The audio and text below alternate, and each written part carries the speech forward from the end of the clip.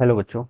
Let's read this question. So this question says a car going at a speed of 7 meter per second can be stopped by applying brakes in shortest distance of 10 meter so that the total frictional force opposing the motion when brakes are applied is 1 by 4th of the weight of the car. All right. आपके यहाँ पर total friction force 1 by 4th of the weight of the car के equal. All right. देखिए बच्चों, इस question का की concept आप क्या लिख सकते हैं। The key concept of this question आपको बताना है कि टोटल फ्रिक्शनल फोर्स यहाँ पर बताना है। ठीक है, to stop the car. All right. तो आपको देखिए by stopping a brake in shortest distance. ठीक है, तो ये आपका देखिए रिटार्डेशन का केस है। कांस्टेंट रिटार्डेशन हमें यहाँ पर एज्यूम करना पड़ेगा। क्या करना पड़ेगा?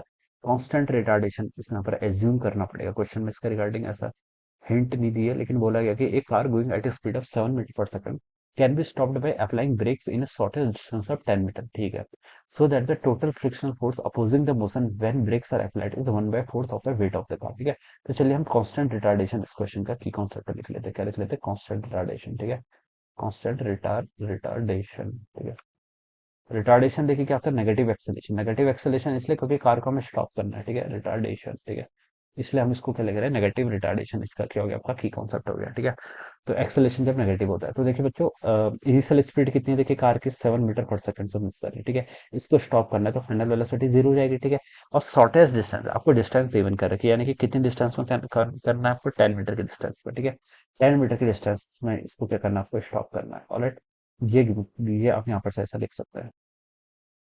ओके, तो अब आपको यहाँ पर से एक्सेलेरेशन बताना है। ठीक है, फिर यहाँ पर बोला गया कि so that the total force frictional force opposing the motion, जो आपका टोटल फ्रिक्शनल फोर्स होगा इसके मोशन का अपोज कर रहा है, when brakes are applied is 1 by 4th of the weight of the car. Let देखिए कार का मास हम एज्यूम कर लेते हैं एम के इक्वल है। ठीक है, तो वेट ऑफ द कार मान लीजिए आपका एम जी हो जाएगा। ठीक है, अगर आपका मास एम है तो वेट ऑफ द कार कितना हो जाएगा? एम जी हो जाएगा। ठीक है, तो देखिए यहाँ पर से आपका फ्रिक्शन फोर्स देखिए आपको कितना अप्लाइड करना पड़ेगा, अभी हमें वो भी कैलकुलेट करना पड़ेगा। ठीक है, तो देखिए आपको यहाँ पर से v square minus v square equal to constant retardation वाला केस है, तो हम इस इक्वेशन का यूज कर सकते हैं। फाइनल वेलोसिटी जीरो हो जाएगी।